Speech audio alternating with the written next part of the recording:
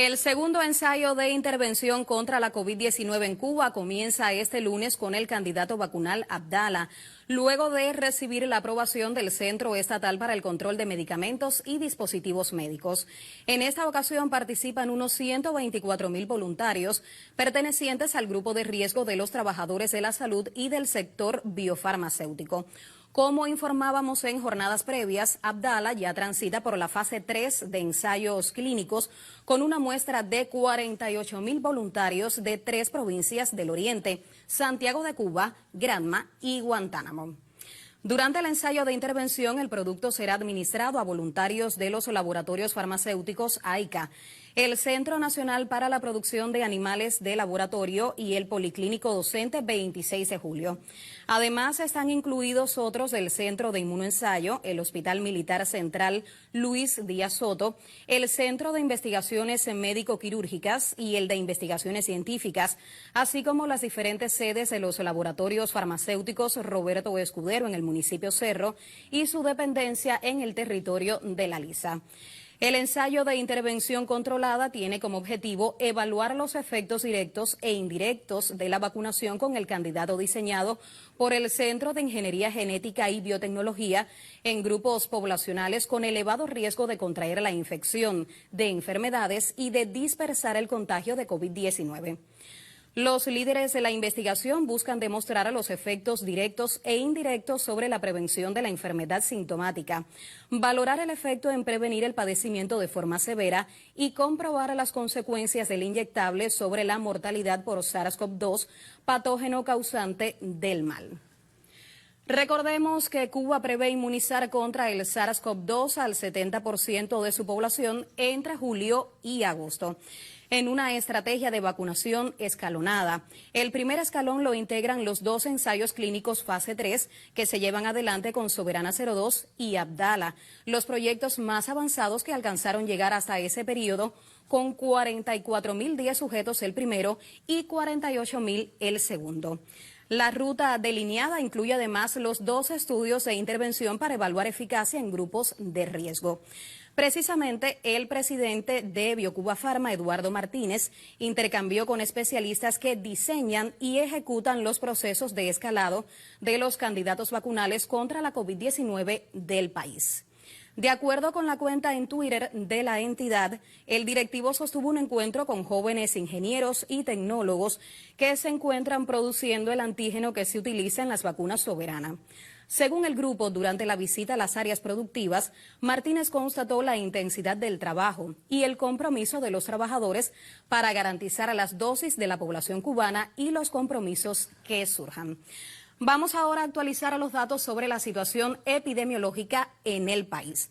El Ministerio de Salud Pública reportó al cierre de este domingo 701 pacientes positivos al virus SARS-CoV-2 para un acumulado de 3.527 enfermos activos. De esa manera asciende a 73.204 la lista de confirmados con la COVID-19.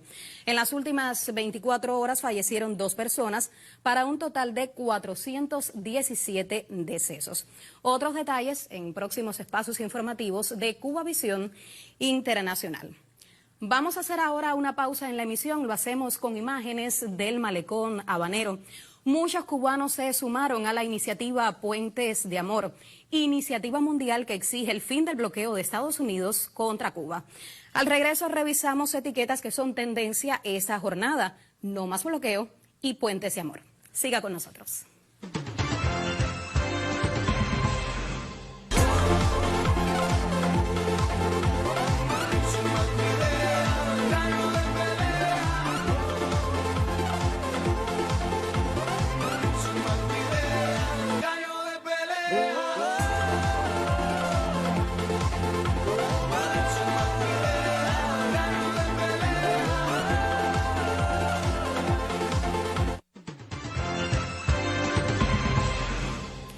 Lo decíamos al inicio de la emisión, más de 70 países se sumaron este fin de semana a la Jornada Mundial de Caravanas para exigir el fin del bloqueo de Estados Unidos a Cuba.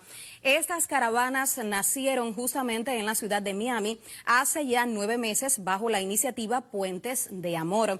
Desde entonces, cada último domingo del mes suman más participantes alrededor del mundo. Por supuesto, estas actividades tienen gran repercusión en las redes sociales. Muchos usuarios publican fotos y videos tomados justamente por los participantes. No más bloqueos, Juntos por Cuba, Puentes de Amor, por la familia, Somos Uno y Cuba versus bloqueo son las etiquetas que marcan tendencia. Revisamos. Tenemos un mensaje del presidente de Cuba, Miguel Díaz-Canel Bermúdez. Soñar y continuar un país. La caravana de Cuba versus bloqueo mostró la vitalidad y la energía de la juventud cubana. Que nadie dude, esa es Cuba viva. Somos Cuba, somos continuidad. En otro mensaje el presidente agrega: soñar y continuar un país. Emocionante jornada de solidaridad mundial. Está haciendo historia con Cuba en el centro de todos los abrazos y una demanda única. Abajo el bloqueo. Cuba viva. Tenemos otros mensajes en esta red social. Vemos a Angélica Paredes, periodista cubana. Ella dice: estas imágenes se estremecen. En tiempos difíciles, Cuba viva sigue provocando amor en el mundo. Y aquí mismo sus hijos más jóvenes le muestran gratitud, compromiso y lealtad. Estas hermosas fotos dicen tanto, lo dicen todo. Abajo el bloqueo. Y comparte fotos de la caravana por el malecón habanero. Tenemos otro mensaje, es de la usuaria Stephanie de Cuba Vuelve. Ella publica: Cuba agradece a todos los que se han sumado a la caravana de solidaridad con Cuba y en contra del ilegal y genocida bloqueo de Estados Unidos. Todos en contra del bloqueo y a favor de la solidaridad y la paz. Tengamos puentes de amor y no bloqueos ni guerras. Y utiliza las etiquetas no más bloqueo, Cuba es cierta. Bueno, dejamos las redes sociales. Vamos ahora a escuchar opiniones de otros cubanos que participaron en la caravana aquí en la capital. Tenemos un reporte. El malecón capitalino fue el escenario. Cientos de personas de todas las edades, cubanos y residentes en la isla, se sumaron al proyecto Puentes de Amor, una iniciativa que crea lazos de solidaridad alrededor del mundo.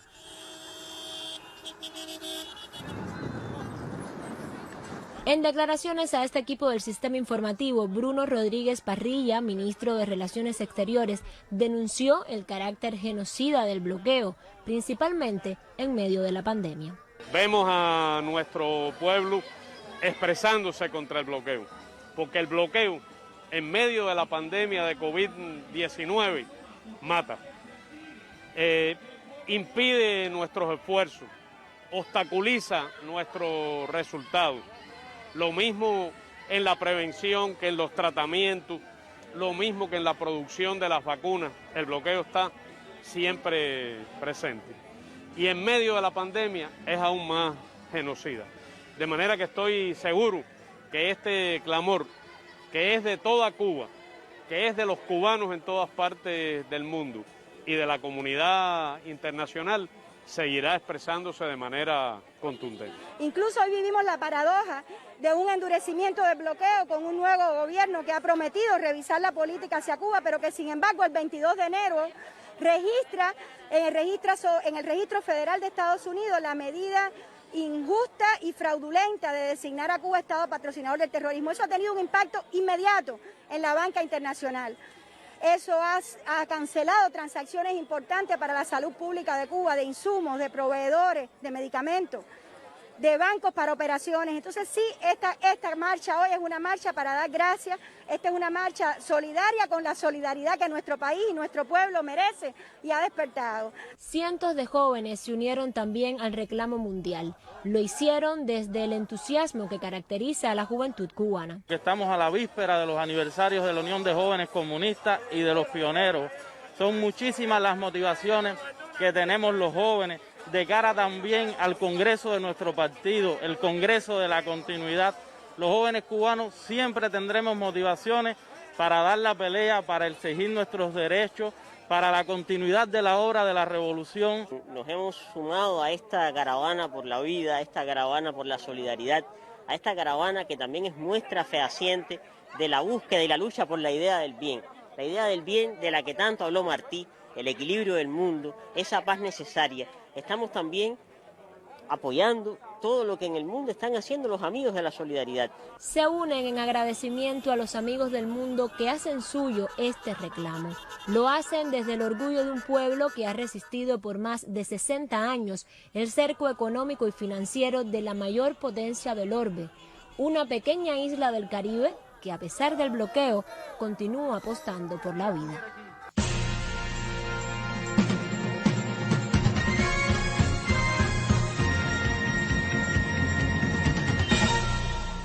Últimos minutos para revisar portales digitales. Este lunes 29 de marzo, cuando se cumplen 31 años de la creación del programa humanitario de los niños y niñas de Chernóbil en Cuba, el espacio televisivo de la Mesa Redonda estrenará el documental Sasha, un niño de Chernóbil, dirigido por los realizadores cubanos Roberto Chile y Maribel Acosta. Así lo informó la revista Resumen Latinoamericano, productora del audiovisual. En 39 minutos de historia se recogen las experiencias de médicos junto a trabajadores que laboraron en ese programa y el testimonio de niños que recibieron tratamiento en la isla. Seguimos en Prensa Latina, destaca en titulares: médicos cubanos terminan exitosamente misión en México. Y es que otro grupo de galenos cubanos del contingente Henry Reef, procedentes de México, regresaron a la isla después de una exitosa misión contra la COVID-19. Aunque quedan algunos grupos en activo cumpliendo misión, los niveles de la pandemia han bajado, por lo que próximamente se espera el regreso de todos los colaboradores cubanos que laboran en la nación azteca. Desde diciembre del año pasado, Cuba envió una brigada conformada por 139 médicos al país latinoamericano para enfrentar la COVID-19. Por último, nuestra casa informativa, Cubavisión Internacional, publica que Rusia restablecerá a partir del próximo 1 de abril los vuelos procedentes de Moscú hacia Varadero, el mayor y más importante balneario de Cuba, situado en la occidental provincia de Matanzas. Los detalles a continuación. El Centro Operativo para la Lucha contra el Coronavirus en Rusia informó que los vuelos entre Moscú y Varadero ascenderán a 7 por semana desde abril.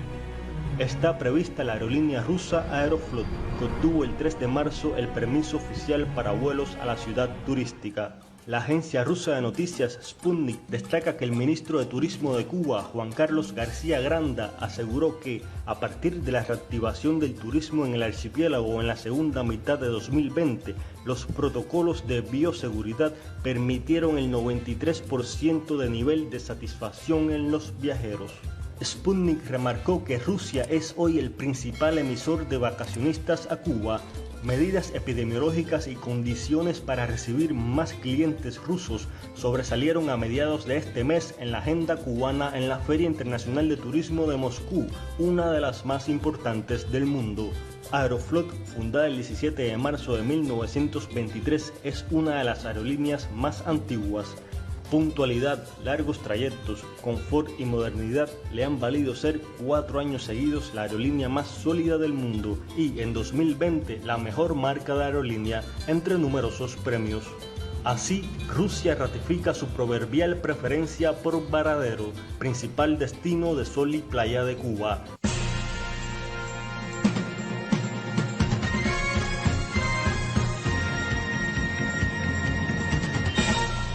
Llegamos al final de la emisión, noticias ampliadas a las 2 de la tarde, hora local. Les recuerdo que estamos activos en las redes sociales de Cubavisión Internacional. Ahora continuamos con Zona Deportiva. Álvaro Álvarez, tuvimos un fin de semana casi para todos los gustos porque, inició la final de la pelota cubana y además tuvimos fútbol. Bienvenido. Así es, un placer saludarte, Gretel. Efectivamente, inició la gran final de la pelota cubana con una victoria por la mínima de Granma, 3-2 sobre Matanzas. Ciertamente un partido cerrado. Yo daba como favorito para este primer encuentro a Granma, solamente por tener la presencia de Lázaro Blanco, quien se ha convertido en el mejor lanzador de nuestro país. con 5 victorias sin derrotas en estos playoffs. Le ganó 2 a Industriales, 2 a Pinar del Río y ahora comienza con victoria ante Matanzas. Y en el fútbol, Cuba cayó. Cuba perdió, pero dio una buena imagen. Yo creo que este es el inicio de un proceso que puede llevarnos a levantar el nivel. Y de una nueva etapa, porque además se disfrutó muchísimo el gol de Onel Hernández. Sí, como no. Yo creo que importante en la selección. Yo creo que gran parte de los cubanos saltamos con ese gran gol de Onel Hernández, y fíjense lo que es la vida, que el partido de béisbol terminó casi una hora antes de comenzar el fútbol porque había disyuntiva si iba a dar tiempo para que los aficionados al béisbol y al fútbol pudieran disfrutar de ambos encuentros. Un domingo deportivo totalmente, qué bueno. Pero vamos con los detalles. Así es, adelante con la emisión.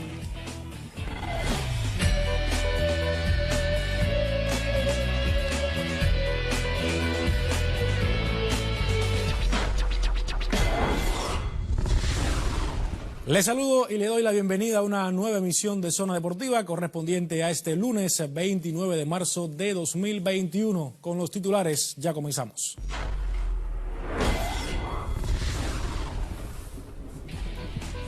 Delegación Preolímpica de Cuba prosigue este lunes proceso de vacunación.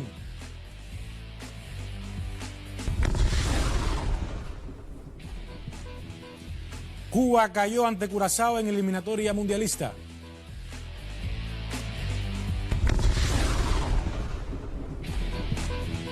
Y Granma abre con victoria en final de la pelota cubana.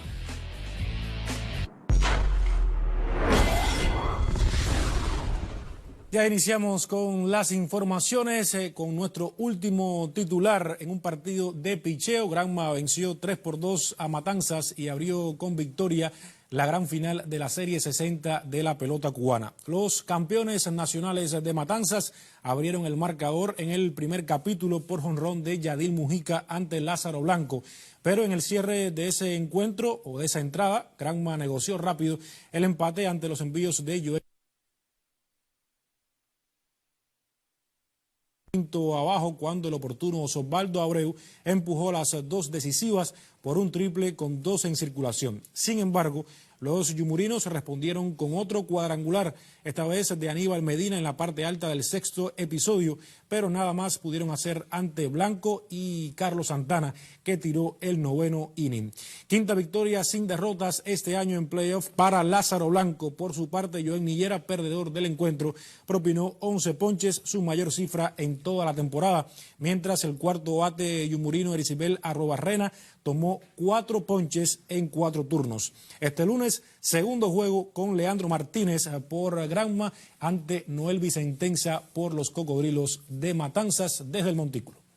Y seguimos con informaciones del fútbol porque la selección cubana cayó 2-1 ante Curazao y prácticamente quedó eliminada de la lucha por un cupo a la Copa Mundial de Qatar 2022. En un partido de vida o muerte para los cubanos, desarrollaron un encuentro desde el minuto 1 al 90 con dominio del campo, presión alta y constantes ataques que hicieron temblar la puerta de Curazao en más de una oportunidad.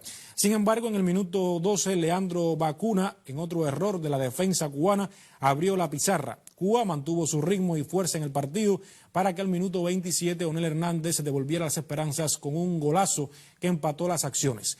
Poco duró la alegría, pues en el 44 un contragolpe de los vencedores terminó con gol de Benchop, que a la postre sería decisivo. En el complementario, el 11 de Pablo Elier Sánchez mantuvo la tónica, pero sin resultado en la pizarra. 2 derrotas en este inicio de eliminatoria dejan sin opciones prácticamente a Cuba, a pesar de los 2 desafíos en el mes de junio aquí en La Habana, donde deberán llegar otros internacionales para reforzar el equipo, sobre todo mirando a la fase clasificatoria para la Copa de Oro que se desarrollará en el mes de julio. Cambiamos ahora de tema porque el campeón olímpico Ismael Borrero entrena en Santi Espíritus junto a sus compañeros del equipo nacional de lucha clásica. También doble titular mundial, Borrero buscará en la cita de Tokio su segunda corona bajo los 5 aros.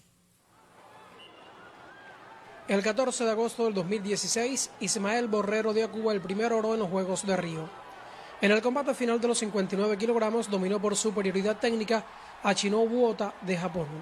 En la capital de ese país y unos días antes de que se cumplan 5 años de aquella memorable victoria, El santiaguero volverá a subir al colchón olímpico, pero en los 67 kilos. Todo depende de lo que se plantee en la competencia. Pienso que ahí el colchón decide quién es el que está listo para ganarlo o para repetir.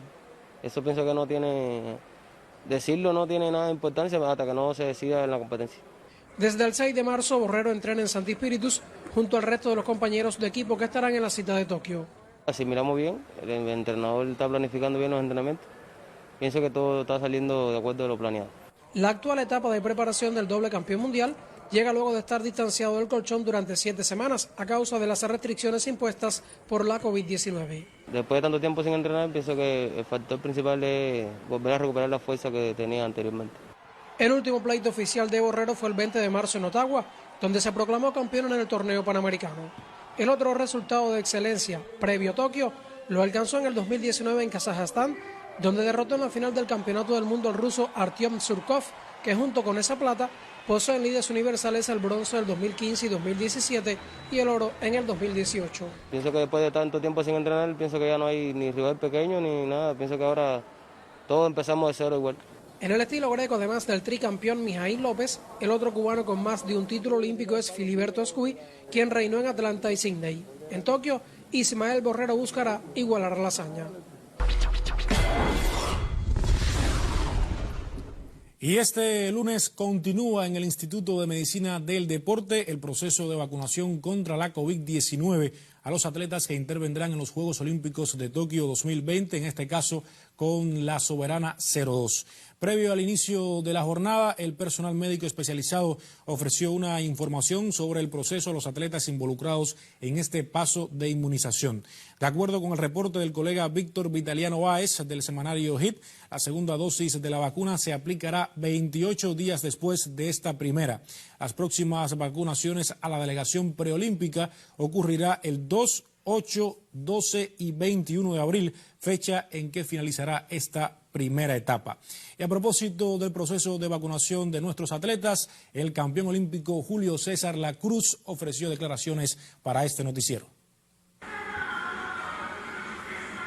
Esta vacuna significa mucho para mí y para todo el movimiento deportivo cubano, ya que va a ser un paso de avance para poder continuar nuestra preparación rumbo a los Juegos Olímpicos en Tokio. Y creo que esto nos va a permitir seguir cuidándonos más, porque es normal esta contagiosa pandemia que se llama COVID-19.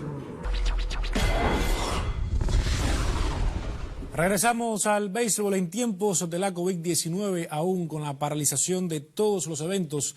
La comisión de este deporte en la provincia de Holguín traza estrategias de trabajo para el presente ciclo olímpico. Más detalles en el siguiente reporte.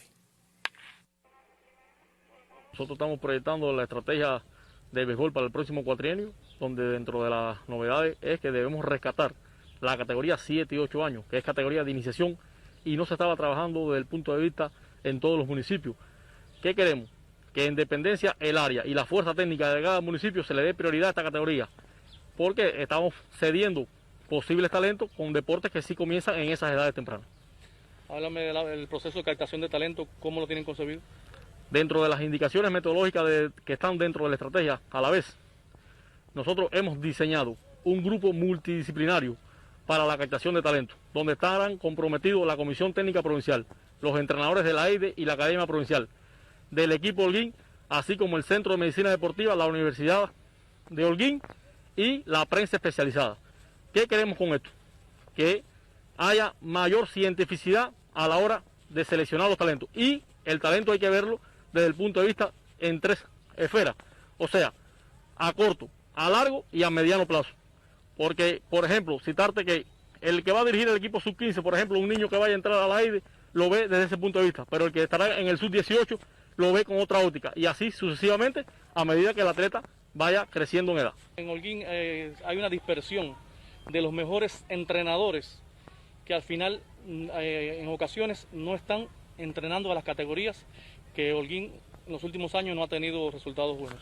Bueno, es buena tu pregunta, y también tenemos dictaminado dentro de las indicaciones metodológicas que en el alto rendimiento, principalmente, deben estar los entrenadores más capacitados de la provincia, para que así puedan venir los resultados que tanto espera esta provincia.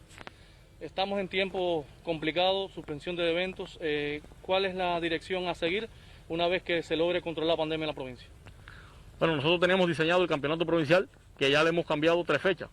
Inicialmente estaba para el 6 de febrero, luego otra fecha, el 8 de abril, y ya estará planificado para el mes de mayo, siempre y cuando lo permita la pandemia. Eso lo dictamina a nivel nacional el Centro de Epidemiología Nacional, como bien te digo, porque a medida que ellos se manifiesten, entonces nosotros nos proyectamos.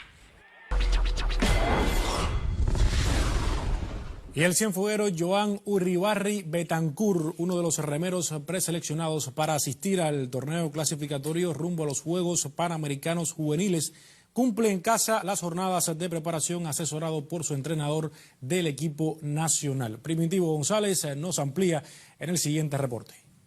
Con jornada de entrenamiento en las mañanas y las tardes, Joan Uribarri Betancur, con el asesoramiento de su entrenador del equipo nacional, se prepara con vista a su participación en el torneo clasificatorio a los primeros Panamericanos Juveniles a efectuarse en septiembre próximo en Colombia.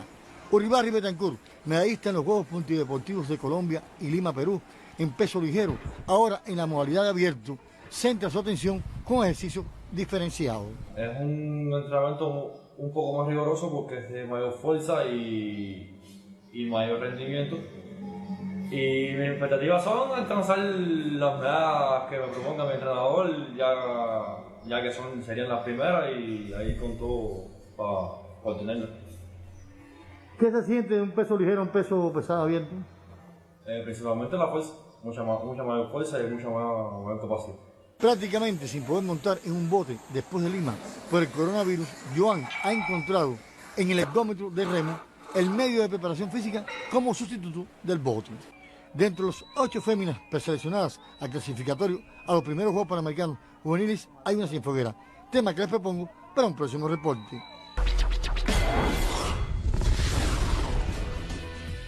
Así concluye esta emisión de Zona Deportiva. Mañana nos volvemos a encontrar. Hasta entonces, tenga una excelente jornada y mantenga la sintonía con Cuba Visión Internacional.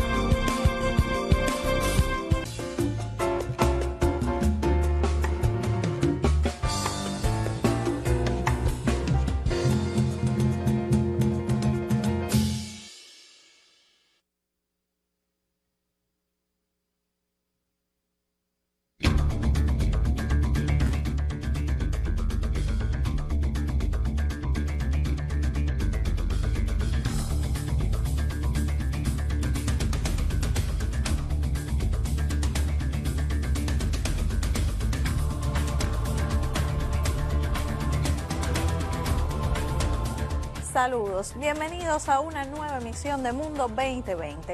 Hoy conversaremos sobre el nuevo dilema que afronta la humanidad en medio de la pandemia de COVID-19. Hablamos sobre la desigualdad detrás de la producción y distribución de vacunas contra esa enfermedad.